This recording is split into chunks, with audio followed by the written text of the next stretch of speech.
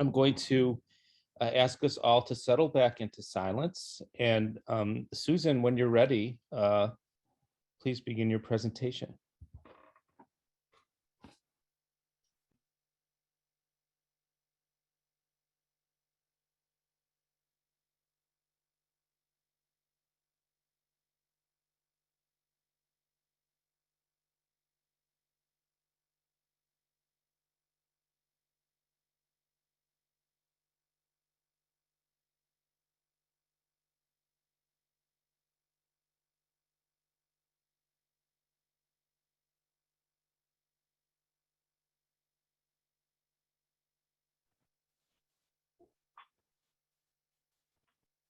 So let me start by just saying thank you very much, QIF, for being there. This is the first time that I've presented in this format, and I think it's something I've been looking for a long time. Let's do a quick sound and visual check. Are you seeing my screen? Yes, and hearing you fine. Okay, you're hearing my voice. Wonderful. Okay, so if any of you have been studying the screen, you already know how somebody already visualizes Redmond, Washington. There's some wonderful little symbols up there. Let me just do a quick check. How many of you actually, before you read my abstract, had heard of Redmond, Washington? Okay, very few. All right. So that's fine. I won't even ask Steve how he heard of Redmond before. We'll probably get to that point in the story.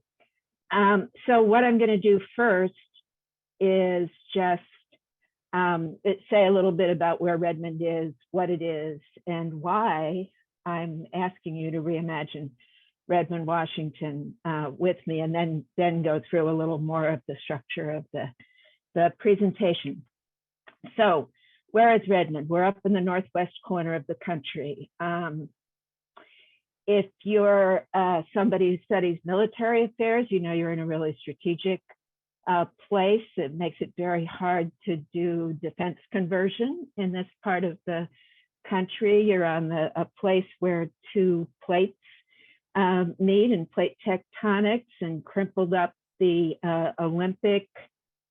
Can you see my cursor too? The Olympic mountains at the edge of where the two plates met, and then the one from the Pacific kept going and created some volcanoes that are the Cascades. What I really want you to notice on this map are these brown areas, which are reservations.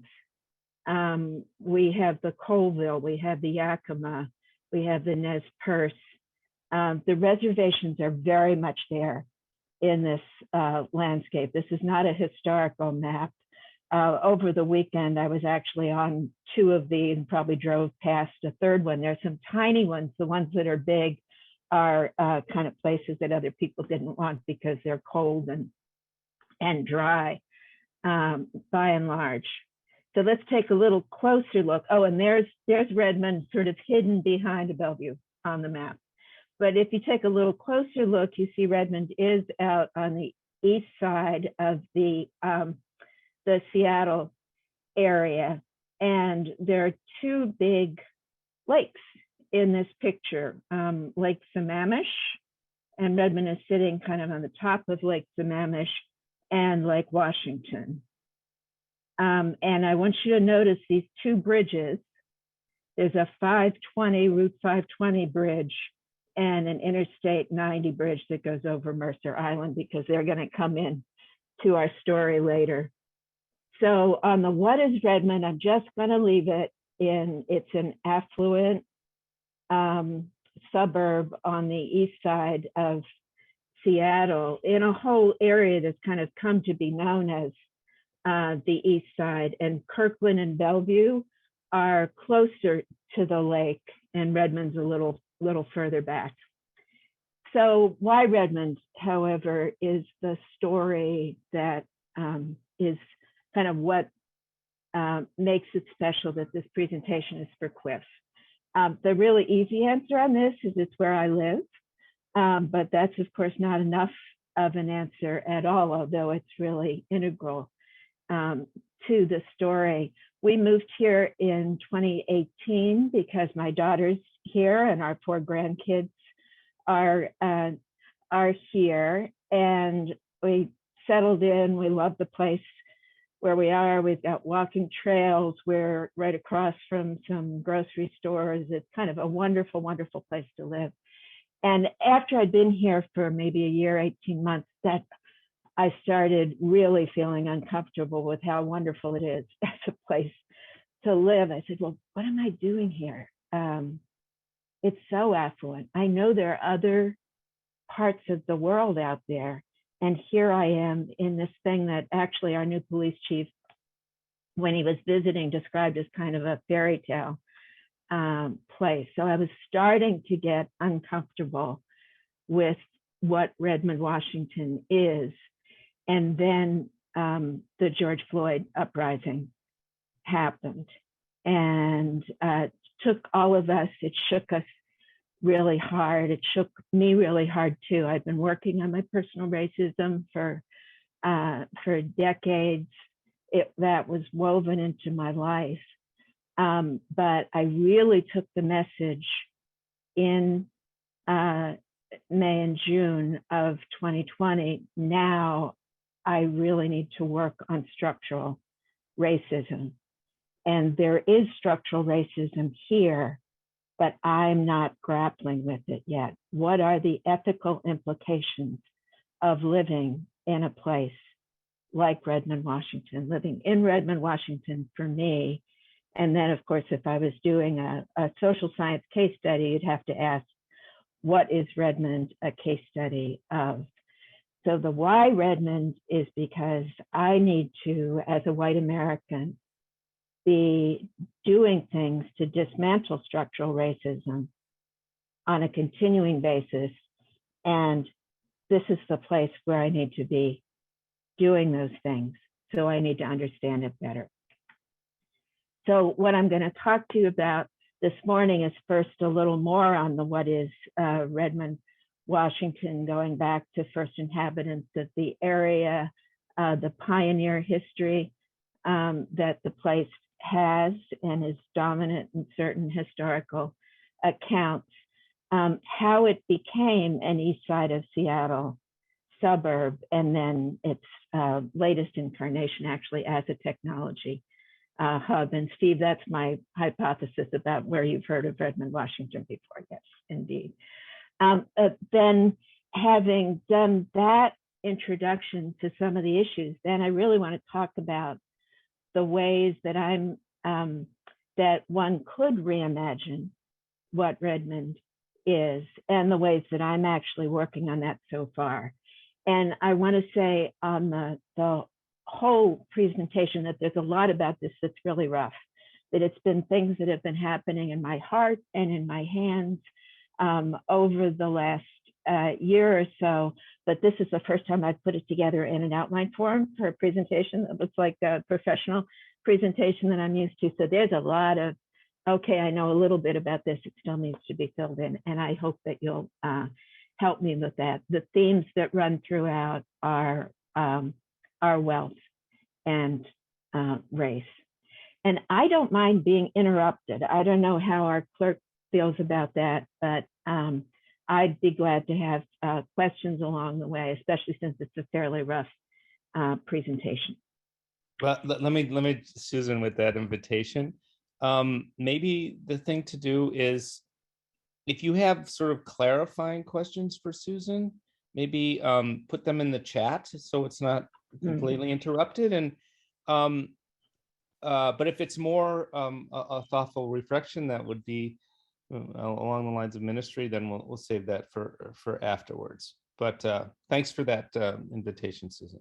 Well, and thanks, Jeff, then for monitoring the chat, because I can't see that at all in this format. Great. All right, so I talked a little about the geology of the place and how the mountains appeared, but then we're much more interested in the period when the people appeared.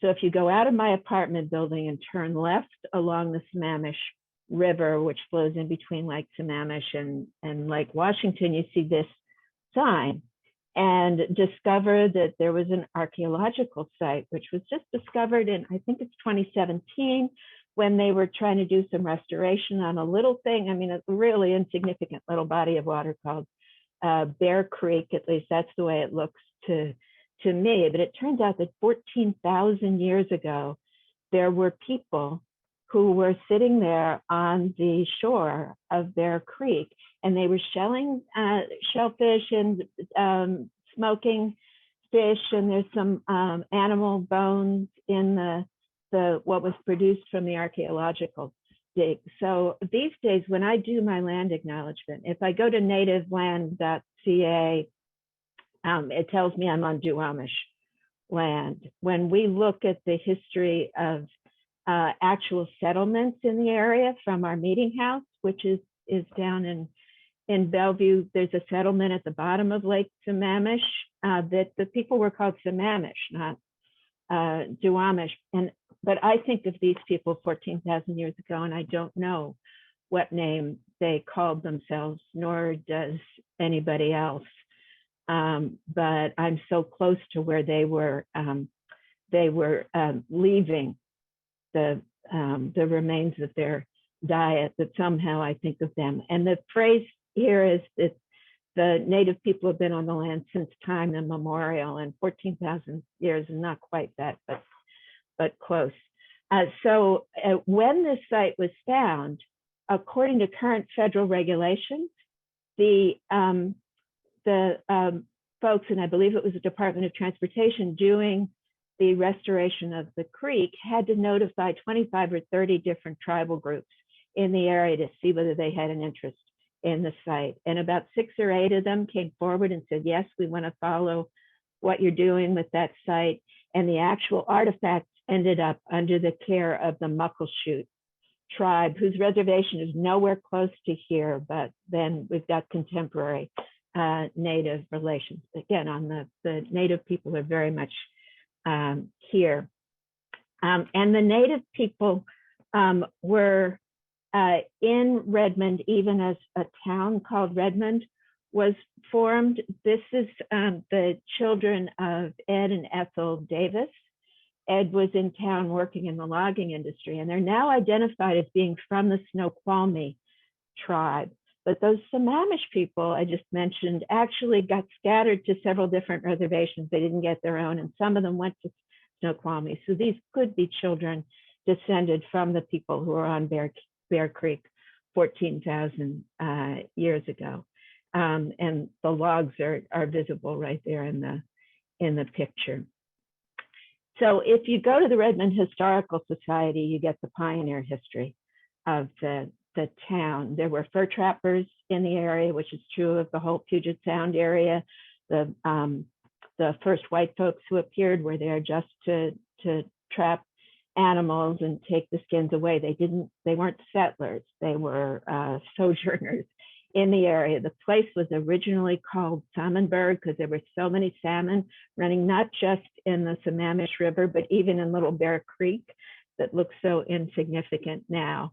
And then in 1879, a couple of people staked claims. This is under the Homestead Act. And their biggest challenge was clearing the towering trees. This is, believe me, this is Redmond Historical Society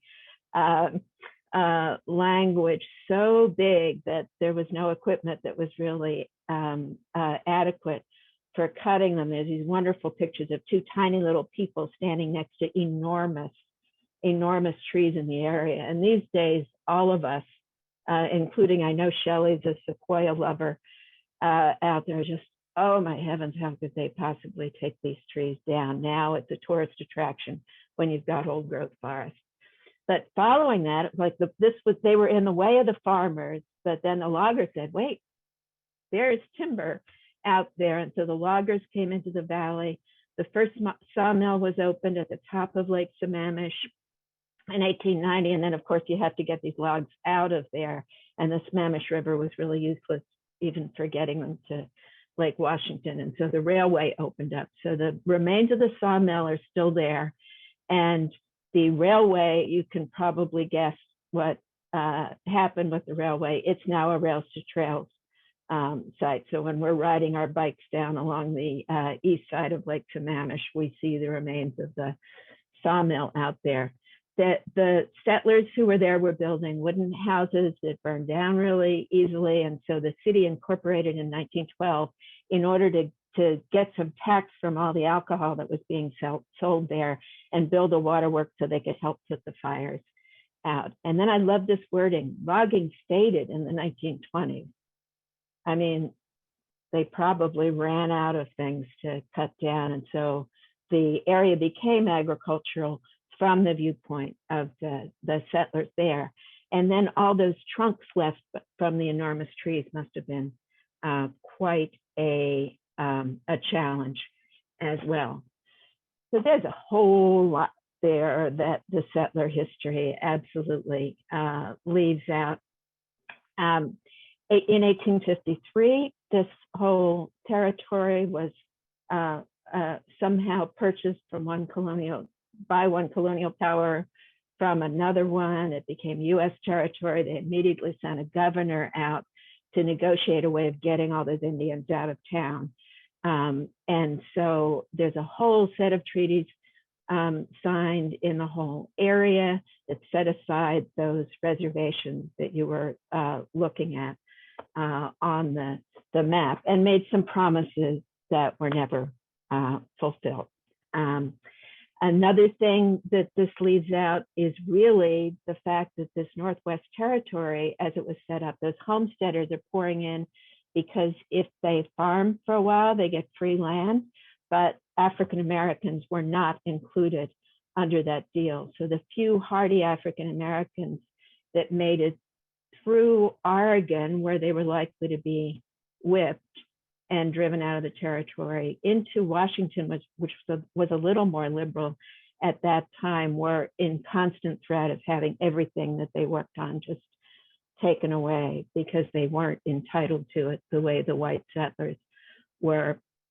It leaves out the whole building of the railroad, the bringing Chinese laborers, the number of lives that were lost, the conditions under which those people were working, and then the Chinese Exclusion Act.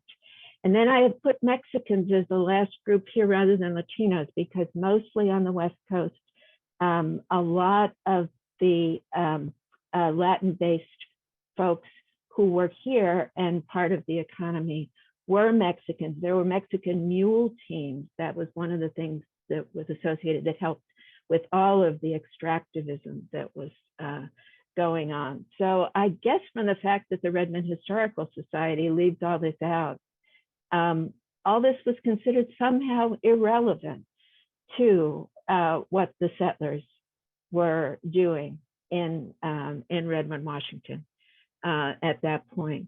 So this whole east side of the Seattle area was seen by that group as a white space over a long period of time, over many generations. And what you see on the left here are Ku Klux Klan rallies in the 20s and 30s in this space. Redmond was actually a center for that activity. There was a fascist group that was very active in the 30s. And on the right side, you see there was actually a Japanese settlement that I want to learn a whole lot more about, that was in the Bellevue area. It was in the sort of general area, but the Japanese were not allowed to own the land that they were farming at that point. And then even what they managed to put together was, of course, taken away in World War II. So in somebody's white space, but many people's not white space. So I'm flipping forward to the early 40s. I pointed out the two bridges to you on the big map because a new era opens up in this whole area because of those bridges. One was opened in 1942 or so, the southern one, and then I think in the 50s for the northern bridge. And this opens up a period of really having the territory open as suburbs rather than a kind of separate place. It was ferries going across Lake Washington in the meantime. The GI Bill, for those of you who know that story, provided mortgage support for it, and somebody here can correct me if I'm wrong on this, but for all GIs, including GIs of color, including African Americans and Latinos who fought, but because of redlining, the mortgage provision was really close to impossible for the non-white GIs to use. And then this becomes an area of white flight during the integration period. Seattle City, which is kind of in the background in this picture you're looking at, decided to bus for integration in the 60s. And that did start a period of, oh, let's go to the East Side where we've got our schools, where the white children won't have to face what's going on in the city.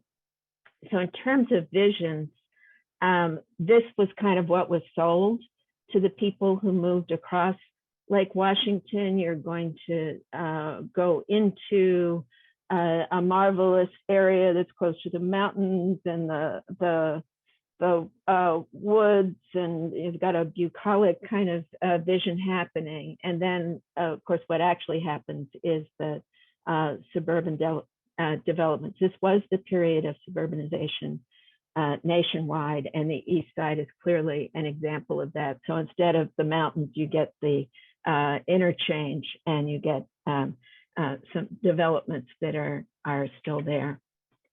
So the next period in Redmond history is actually high technology growth. You get some of the technology firms moving in. You can kind of picture Kirkland and Bellevue, that are more on the east side of the lake, had been industrial centers. There was a big shipbuilding plant in Kirkland during the war. And then there'd be this area kind of behind them that was less developed, even more bucolic, and would be a good place for kind of light industry to move in. So we get some of those firms moving in the 60s, Nintendo, and then the biggie, Microsoft, in 86. And this was my my hypothesis about how Steve had heard about Redmond before, because it is the world headquarters of Microsoft. And we got some more quotes here from the Redmond Historical Society. Microsoft makes Redmond a much more diverse town than just a few decades earlier. Imagine that. Oh, and workers are moving in with their families from other countries, thus making Redmond a more diverse town. And we're still growing and evolving as a dynamic city with community pride, participation, but still our pioneer spirit, right? Okay, so this is what that actually looks like. Think about 70,000 people who sleep in Redmond overnight. This is the vision, and most of this is already out there, of the enormous Microsoft campus, which was built on what used to be a chicken farm. I actually kind of like that image. And on any given day before the pandemic emptied out this campus and let all these people work at home, get about 47,000, as I understand it, Microsoft employees pouring into this campus. And they have food workers, they have cleaning staff, they have their own security service. There's actually a whole Microsoft like minivan network that runs all over the area, because this is not the only place Microsoft is in the Puget Sound area. So there's a whole lot of people associated with this little company that are there within the boundaries, the kind of jigsaw piece boundaries of Redmond during the day. so that leads to some interesting demographics in Redmond. One of the things you can see immediately, daytime population is right up in the left-hand corner of this graphic that I've given you, which is straight from the City of Redmond website. So somehow the American Community Survey asked people where they work, I guess, as well as where they live. And they say there's about 135,000 people here during the day. Of course, some of the people living in Redmond are working in Seattle for Amazon or other places in the area. And that's a 2019 number to compare with the 65,000 plus down here of people who are resident in Redmond. The household income, median household income of almost 135,000.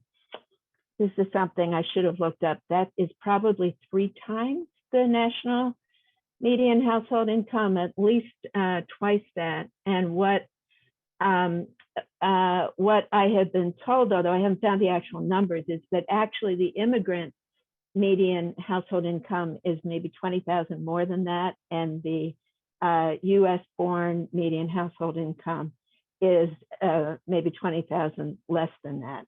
So our immigrant population here is quite affluent, and we get the huge number of jobs down here at the bottom. Overall, about 95,000 jobs being created in this little community. And then, of course, our median home value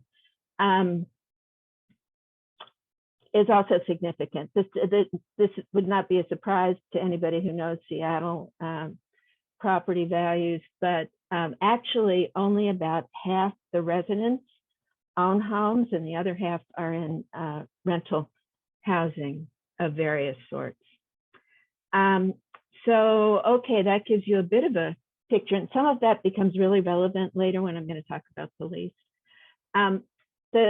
The next few graphs that I have aren't specifically Redmond, but they give you an idea of what's going on with that. King County is the county that incorporates both the Eastside, some south of Seattle communities, and Seattle proper. And what we have seen is just an enormous growth in what the census category calls Asian, which is going to be Asian Americans, it's going to be Asian immigrants, but very, very rapid expansion in the whole area, very connected to the technology base of the area. The largest occupational category in the county is actually like systems analysts and programmers.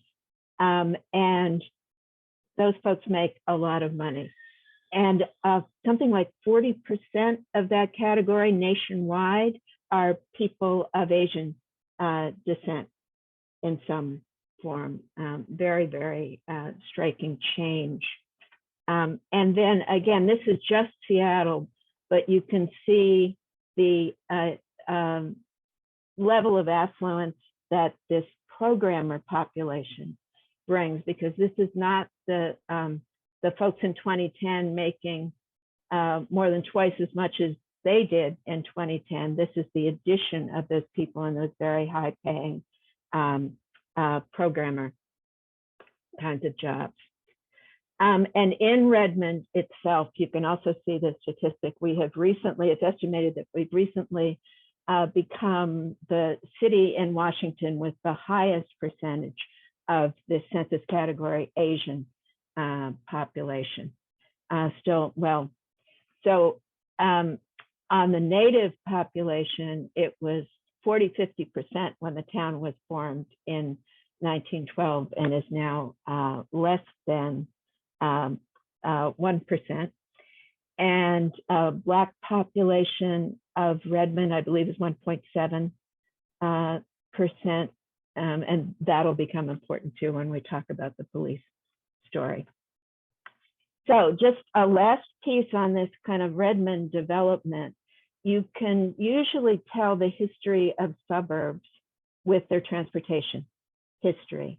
And the east side of Seattle, the original transportation was canoes, and people didn't leave Lake Sammamish all that much but then there were ferries in the settler era that went across Lake Washington, and could even take cars across Lake Washington when there were a few cars. But those two bridges really opened up a period of automobility. As I said, the railroad that took the timber out has been turned into rails to trails, but we are getting rail connection to Seattle again in Redmond. The light rail is coming. This is not a picture of something that already exists. This will be about 3 blocks from our apartment by 2024. But what is opening relatively soon, this light rail goes over to Seattle, way over here somewhere, and then it comes to the Redmond Technology Station, which is the one that connects to the Microsoft campus that you saw. And the rest of this is going to be finished later. And that's the one that you see the artist drawing. See what else? Oh, and then what happens when you get light rail coming is that apartment buildings start springing up. So this is actually my own picture taken right across the street from our building. When we moved out here, we were in every elevator building with apartments in Redmond. There were about a dozen of them. It's about double that now, and this is counting this one, which will be finished by 2024. All right, so here's the question. What actually needs to be reimagined about Redmond? If it's a fairy tale place, if it's high walkability, if it has lots of public cultural celebrations, is there anything that actually needs to be reimagined? I gave you this clip from the Redmond strategic plan, in part because this building over here, this is actually the building that we live in. This is our apartment building. In this strategic plan that was done with goals and visions and framework policies, there's probably about 30 things that are very nice things to happen in Redmond. Absolutely none of those things mentions who is benefiting from them, who gets access to the wonderful things that Redmond provides for its residents. And so this is the beginning of my answer on that. If you look at the state of Washington as a whole, we can't just look at Redmond. Redmond drew a boundary around itself and created those good things within the boundary. But what's outside the boundary are all of the signs of structural racism and the things that white supremacy has created. So in particular, we're kind of famous for our homelessness in the Seattle area. Blacks and Native Americans are way overrepresented in the homeless population. We're going to talk about housing in a slide or two, but those groups are often concentrated in areas where there's bad schools. They are much more likely to be renters than homeowners. And this has been really relevant and is relevant right now. And what's happening is the eviction moratoriums are listed post-pandemic, much lower family and incomes, and then the wealth gaps. I'm sure that you are all familiar with the wealth gaps, and we're going to talk about some of how that got generated. There's a whole variety, there's whole generations of generating wealth gaps between advantaged and disadvantaged groups. The Latino populations in Washington have a little different profile than the Black and Native American populations. They are very heavily concentrated in a county on, well, they're concentrated in a county on the eastern side of the Cascades, which is very agricultural, and tend to be farm workers, or in this area in Redmond, service workers and construction workers, actually. And so our disproportionate profile during the COVID era is actually, it's the Latino populations that were suffering more severely and dying more. And that has a lot to do with the farm worker conditions. And so, as I said, when I started into this, I was looking for where's the structural racism, and it's in the difference between what Redmond has made itself and the conditions for other folks around the state. So let me talk about 3 areas that I've been learning about and trying to figure out how I can connect to changing those structural racist conditions. And the first one I'm going to talk about is housing. Segregated housing is an enormous factor in the disparities, particularly in wealth in King County. I've got 2 books that I list down at the bottom of this slide. I've read both of them recently, and I highly recommend them for others. And they really give you an enormous concrete sense of why we are as segregated in terms of housing as we are, and it's not by choice. The Warmth of Other Suns traces some families that left the South, that left Jim Crow, left the violence of Jim Crow, hoping for a better life in California, in Chicago, in New York, and found themselves crowded into ghettos, not able to get housing outside very limited areas in the cities that they went to.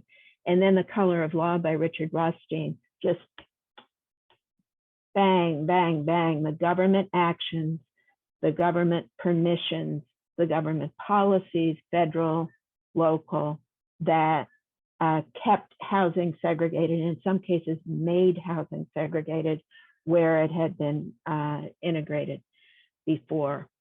And so I've just got a kind of partial list here, but the formation of ghettos through just refusal to rent to African Americans when they moved from the South, public housing requiring segregation, whole public housing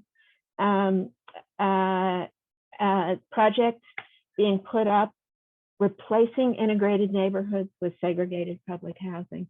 The one that if there's one word that comes into your mind in relation to this, it's probably redlining, and that's official policy of the Federal Housing Administration in terms of providing money for development, as well as for mortgages, and just saying, if you're Black, you're risky and we won't take you on. And if you're planning to sell to Black folks, you're planning a risky development and we're not going to give you money for it. Very, very direct federal action, thus leading to those white-only suburban developments. We saw the pictures of them near here with restricted covenants.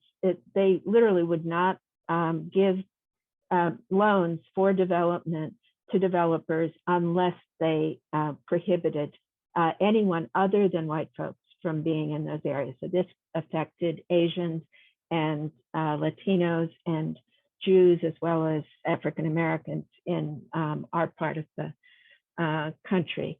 And when those laws were taken away through civil rights actions, then a lot of places invented other laws that had the same kind of effect through a whole category that's now called exclusionary zoning. So while the country was being suburbanized, while enormous wealth was building up for the families that were in those suburban homes through real estate, there were whole groups that were excluded from that round of wealth accumulation, and puts us in the situation where we are today. I think one of the things that I learned about from the Rothstein book that was most shocking to me was contract home purchases. I had absolutely never heard of this before. I have lived so much in a standard mortgage world in which you put down your down payment, the rest of it is a loan, you gradually build up equity, you're paying less and less interest as you go along. In a contract home purchase, which was what was available to families that were left out of those suburbs in the redlined areas, the high risk areas, you put down your down payment. And that doesn't even count toward your accumulation, towards your equity in the end. You have monthly payments that do not accumulate towards your equity. If you miss a single one, your house is subject to taking it back, and you're evicted, and none of that money that you put down so far, you don't own the thing until the very end of this contract. And I could read you a description of what that does to family life, because the whole family is then living in fear of missing a single mortgage payment. And if you do, then nothing that you've put in between makes any difference. So Rothstein actually gets to a point in this long account and says, well, so all these other families, so now all this stuff is illegal, but the suburbs are already in place. What do we do about this? Now, there is so much that's physically out there. How do we change it? And that's a big puzzle. When I got to that point in the book, the word that really came to me is reparations. I mean, if there is a place that comes from a recent history that deserves reparations, this is certainly it. There is so much official that's been involved in this.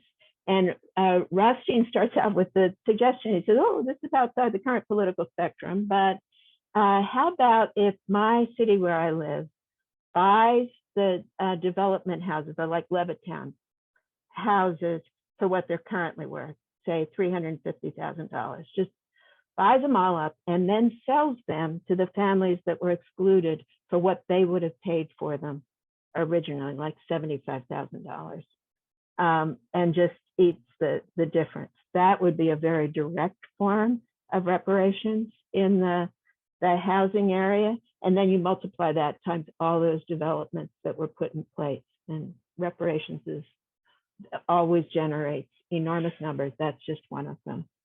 So Redmond, however, part of the being back off the lake of Redmond is that the growth happened at a later stage, when in fact a number of the things that Rothstein documents were illegal. And so Redmond considers itself to be a very inclusive place. And I've taken these things off the Redmond website. There are rent-controlled units even right here in our building. They are rented for a maximum of a certain percentage of the median income for the county, right? Which is full of all of those systems analysts that we just talked about earlier. So the median income is quite high. So the rent is probably really well out of reach, even under the rent control for like the Latino folks who work in our local teriyaki restaurant. ADUs, or anybody, here's another quiz for you. Who knows what an ADU is? Not a lot of, oh, Steve's hand going up again. All right. It's an associated, oh, Charlie's hand is going up. It's an associated dwelling unit. It means extra places, smaller places for people to live on a current property. They're very environmentally friendly because they create concentration. So we allow them in duplexes all over Redmond. We provide money from the city budget that goes into affordable housing projects, and have a variety of other kinds of assistance. So Redmond sounds really liberal. It's really kind of hard to feel the influence of that in Redmond. And then we do have a full-time professional who does homeless outreach. We don't have a lot of homeless folks in Redmond, but we certainly have some. And I've given you the zoning map. The yellow areas are the single family dwelling areas. So basically Redmond has kind of segmented this whole issue of who's going to live in what kind of neighborhood with zoning that has largely been done in the post-civil rights era. The red areas are the higher density ones. All that pink down in the bottom is actually mostly the Microsoft campus and some areas close to it. So I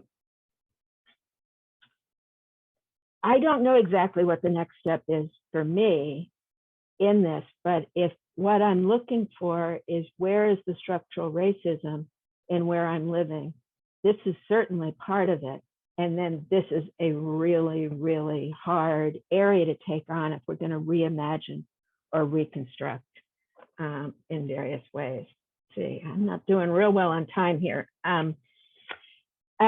Police is another area. This project started, as I mentioned, in the immediate aftermath of the George Floyd murder, and at a time that the Black Lives Matter movement, the uprising, was happening. I think perhaps the idea that that Quakers in the area should talk to the Redmond police came up when the BLM march happened, started across the street from our building, and the police force showed up in full force, very friendly folks. The women police officers had pink tape on their helmets, and nobody was scared of them at all. They were our police chief, who had recently been hired, came out with a statement right away saying the George Floyd murder was totally unprofessional. We would never do anything like that in Redmond. Unfortunately, his officers then actually did blow somebody away. And that's another whole story a few months later. But anyway, the Redmond police are just so nice. So I made the suggestion to my Quaker colleagues, maybe we need to be in dialogue with the Redmond police and find out more about them. So we did that. We started doing our homework. We had a conversation with the police chief, and then, and we said, and by the way, do you have any statistics by race on arrests or traffic stops or any of that stuff? And he said, yeah, we've got those. You can request those, no problem. We said, well, are there any issues there? It was kind of clear that he hadn't looked at them because our education started. So these are some of the steps that we went through. We tried getting into the budget process, not much. We did have our dialogue with the chief, and then we asked for the data.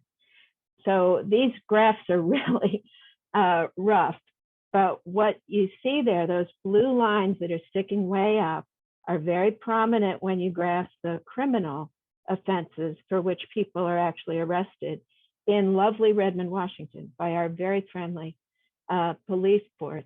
And the Black people who are in that space at some point are 6 to 8 times as likely as their numbers of residents to be arrested, and particularly for criminal offenses. It's a little, they're also high for non-criminal offenses, just regular traffic tickets and that sort of thing, but it's really striking in the criminal area. So all that like small print at the bottom is the other groups, but what came out very clearly is that Black folks are subject to what we ended up calling uneven, distrustful attention in the city of Washington. As they were working through the data themselves and trying to come up with a data dashboard. And so we got into the dialogue about data, having shown that even little old Quaker ladies could be real data wonks. And then the more data they gave us, the more we learned. So another one, this is a really hard thing to follow, but let me just tell you what we saw. We have somebody who works in, who does anti-racist training in the education environment. And when she looked at the details about the kinds of offenses where the Black numbers were wildly disproportionate, the way they were in that last graph, she said, oh, there is a big chunk here of what happens in schools, which is the Black kids get sent to the principal's office more often than the other kids. So we identified this group of offenses that we called challenging interactions. We're really good at euphemisms, I think. And those were the ones that are really, really prominent in the, so the Black, I believe this is still arrest data. So we're kind of here with the data at this point, but we've learned something about our community. The police, by the way, when they've seen some of these things, have said, oh, you know, those community members out there just call us about all kinds of stuff. And we're trying to get them educated that there are no suspicious people, there are only suspicious actions. So the police attribute this to the community. So where we kind of are, we've been invited, we're in very good dialogue in many ways with the Redmond Police Department. They called us in on the dashboard. We're asking them what have they done with this data, because they've had it with the analysis, they've had it for quite a while. We've been consulting. We've been trying to consult with a local organization of people of African descent about their priorities in this area. But what we are thinking about here is really starting a kind of citizen to citizen campaign in the community, starting with the stores where the shoplifting numbers are coming from, to try to get into dialogue with the community as well about this distrustful, uneven attention. And in that, the fact that we're in partnership with the police department is actually quite important, because they're going to have to address the implicit bias issues in their own actions internally. They do some training on that, and we want to stay in dialogue with them to make that training as effective as possible. And we have some other data that we want to explore, but the basic picture that emerged from this is that the streets of Redmond are a street to prison pipeline, because a number of those things that you saw are things that accumulate and people end up in prison and families are separated and all the terrible things that go with that. We want this not to be a place that has a street to prison pipeline because of uneven, distrustful attention. All right, so schools. I will try to be quick with this. The schools are really connected to the housing segregation, because the suburban communities draw those lines around themselves in order to have control of their police and control of their schools. And the national studies have shown the incredible influence of zip code on educational outcomes in various ways. And so you look at Lake Washington School District, great place for my grandchildren, by and large, to be getting schooled. But the structural racism is really visible. There are white teachers, administrators who are white, even the PTAs are white. The elementary school that the grandkids went to is about 70% Asian, and the PTA is almost entirely white. So schools are something that definitely deserves attention. And so I have started working with a group from several of the communities on at least one of the school issues, but in that process am hearing from the experiences of Black kids in school. Because the other thing I haven't made explicit here is that the reason that you're not hearing about the other groups as much is partly because they are not as visible as Black visitors, Black residents, and Black kids in schools. So the Black parents group has a set of priorities for the schools, and this cross-community group I'm working with is trying to support those issues, but is particularly focused on the school resource officers, the SROs in schools. That's the police department. That's the link to our police work. So we are, in fact, trying to create alliances. There's just 4 of us Quakers in Redmond that have been starting into this police work, and we are trying to work on our alliances with other groups and across some of those Eastside communities, including I'm quite active in Quaker Voice on Washington public policy, and we have some good handles on state level decision making. And of course, what we're looking for is the alliances that would benefit all low-income households, which would help the households of color disproportionately. So back to my original question, what is Redmond a case study of? It's a case study of an affluent US suburb, which by its very definition embodies structural racism. Each place has its own particular history, but the structural racism is really hard to address because the environment itself has built in privilege, because it's really comfortable, and because that environment distances people who live in it from the reality that's around them. So I just want to share with you my daily prayer as a closing prayer for us to go into the silent. Creator, I recognize that my whiteness brings me unearned privilege and benefits. Hold me in your hands like one of Carlotta's prayer books so that I can do something today to spread those benefits to others.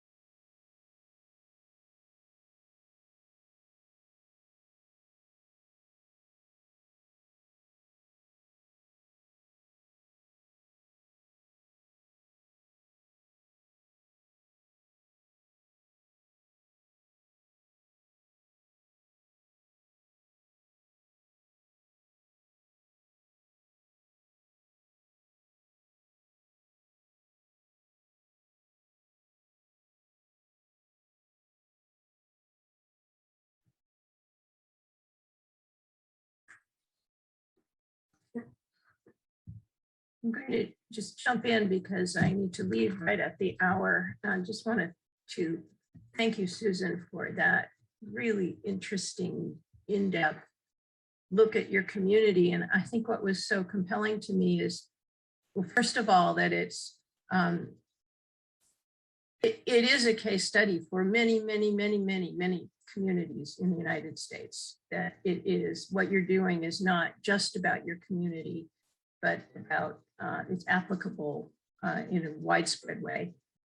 And also that, but also that is your community, and you know, what your care for these concerns has come through so clearly, as well as the good research that you've done. So I love that it's a mix of really good research and that it's a personal story for you.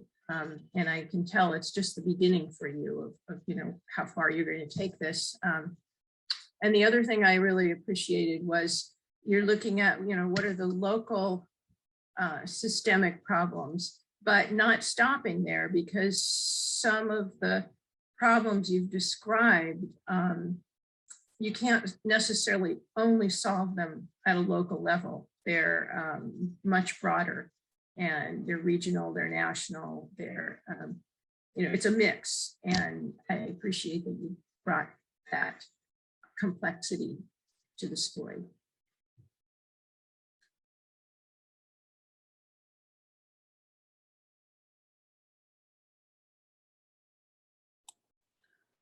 I enjoyed the talk about such a community as you've moved into. I moved from Boston to Cape Cod and Mashpee, which is a Wampanoag town, but largely resort community, and recognize a lot of what you talked about. And I Googled your city, and it's got 5% of the people are poor, according to the US Census. And it seems to me that also that it's twice the median income of any town in the United States. The average income is $85,000. And poverty is now redefined as $50,000 a year. But in fact, I think the average American makes about $24,000 a year. So even the graphs are a bit skewed, you could say. So it occurs to me that there's a lot of money to be raised to push for these changes. And with the violence that we've seen expressing this inequality from all sides, I think, it's in everyone's best interest to have people healthy, productive, happy, and well housed. And I think the country's moving towards that. But what I'm trying to say is you're ideally suited because of these things to make change at this time when change is imminent. I appreciated your conversation.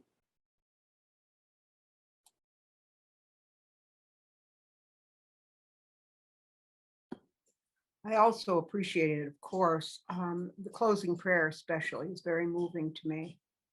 But what I appreciate especially is that it's not just research and your interior self, but applied action with community, with established pieces of government. And I think that's so vitally important. I don't think theory anymore is obviously enough. It has to really be applied. And I think you and your colleagues there, Quaker colleagues, and I hope others will join you, are a very good illustration of that.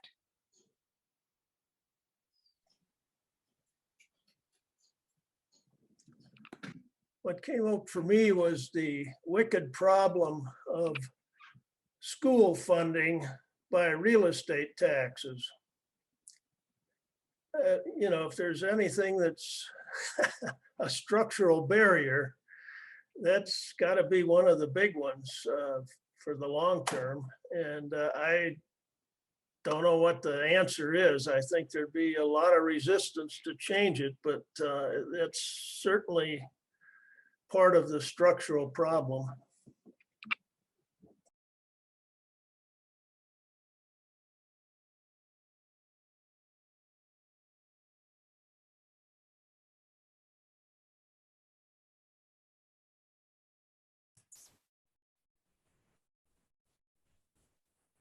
Yeah, I too would like to thank Susan for this powerful presentation. And I'm thinking about my own community in Athens, Ohio. And like Redmond, we're a company town, but our company here is a university instead of Microsoft. And because we're in Appalachia, our demographics are different here in terms of the range of poverty, in terms of a lot of poor whites as well as people of color. And I really like what you've done with the police. And I know there have been some people in our own meeting who have been interested in trying to do that kind of dialogue. And I think your model is helpful in terms of in showing how it can be done. So thanks very much, Susan.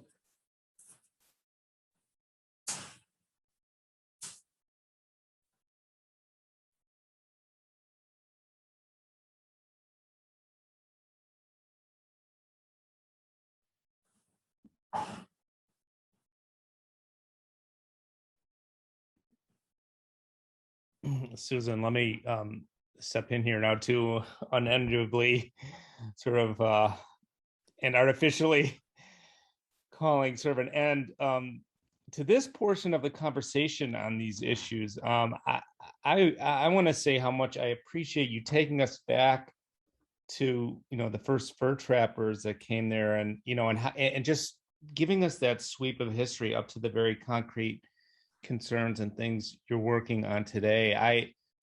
When we hear all of these resistance to recognizing structural racism and white privilege, these stories are so rich. That history is so important to know and tell. So thank you so much. We're going to continue some focused look on some of the issues Susan has brought up today on Wednesday, especially, but of course, everything we're talking about this week is interrelated. But please hold on to this very wonderful presentation from Susan throughout the week, but especially on Wednesday, when there'll be more opportunity, both with the presentations in the early part of the day, and also our discussion in the later session on Wednesday on these issues, where we can let some of what's digested and sunk in from Susan's and then the other presentations come out in a fuller discussion.